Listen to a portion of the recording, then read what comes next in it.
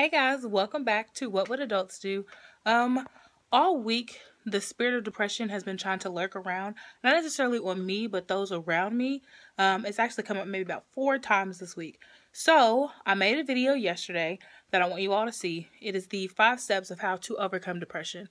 Overcoming depression is possible. It is actually a God-given right. Once you become a believer, God gives you the authority to trample on these things, to not be overtaken by these things. So, watch the video from yesterday, the 5 steps of how to overcome depression, and let me know what you think. All right, guys. Bye. See you soon. Step number 1, after you've acknowledged that there's a problem, that you can't get happy, you're always tired, and you're anxious, and you've lost interest in your hobbies, the first step that you need to do is seek deliverance. Because 2 Timothy 2:7 says that God has not given us a spirit of fear or timidity, but of power, love, and a sound mind. If your mind is not right, that is not how God wants you. If you are always confused or down or depressed, that's not what God wants for you. So number 1, seek deliverance. In 2015, I had a bout with depression where I had those same symptoms where I always wanted to sleep. I lost interest in the things that I liked, and I was in an area where I should have been happy. Like, I had just graduated and I just could not get it together. So in October, I sought deliverance. I got deliverance from during a conference that I went to in October. And after that, I felt like my whole world opened back up. So I know that it's possible. I know that God has the power to do that. So I want you all to seek deliverance from a spirit-filled believer who believes that Jesus has the power to break that off of you. Okay? Step number 2 is find a stable support system. Find a counselor, find a support group, find friends who have dealt with it and overcome it. Because if you find people who don't understand, it's going to be difficult, and you're going to have to explain over and over again why you can't get it together. Find people who understand, who can get it. Proverbs 11:14 says, without good direction, people lose their way. The more wise counsel you follow, the better your chances. So find people who understand, who get it, who are able to help you. Number 3, be honest. Don't sugarcoat it and don't avoid it. If today is a hard day, reach out and say that, hey, today I can't figure it out. And let them know that you need encouragement, because when you're not honest, people can't help. And if you're not being honest with the right people, you won't get help. Step number 4, talk to a doctor. They are medically trained to handle this. They are medically trained to help you.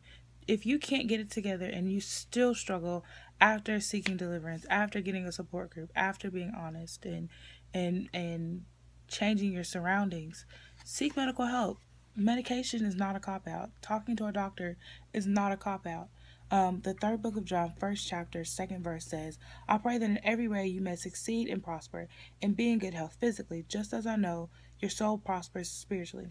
If God wants our soul to prosper, why on earth would he want our mental state to be tormented? That's not what he wants. So seek help.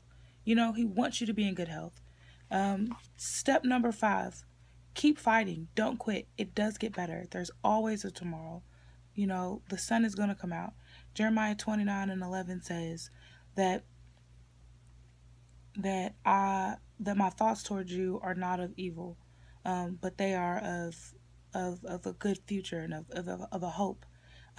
If God wants these things for us, being tormented by depression that's not what he wants. So keep fighting. Number 5, don't quit. It does get better. There's always a tomorrow. The sun is going to come out. There's always going to be a chance for you to turn around and say, no, this is not what I want. Luke 10:19 says, listen carefully. I've given you authority that you now possess to tread on serpents and scorpions, and the ability to exercise authority over the powers of the enemy. Nothing will in any way harm you. God has given you the authority to tread on this thing that is trying to take you out. Because once the devil has your mind, he has the ability to stop any type of forward progress. And that's not what God wants for us. He's given us this power, this authority. So to use that, fight against it. You do not have to be depression. You do not have to claim depression as your own. You have the ability to fight against it. And that's what I want to encourage you to do. I want you to fight against it. I want you to overcome it. I want you to be able to look back and say, I used to deal with this, but that's no more. I want you to be able to say, I used to not be able to get out of bed, or I stayed in bed for a week straight, and that's not me anymore. Now I have the ability to encourage others. As an adult, you've gotta help yourself. You've gotta find those channels that help you become a better person. So concluding this video, I want you to fight. I want you to to reach out. I want you to do better and be better. I'm going to add links to hotlines and websites for you all to use. And the scriptures that I use, they'll be in the video.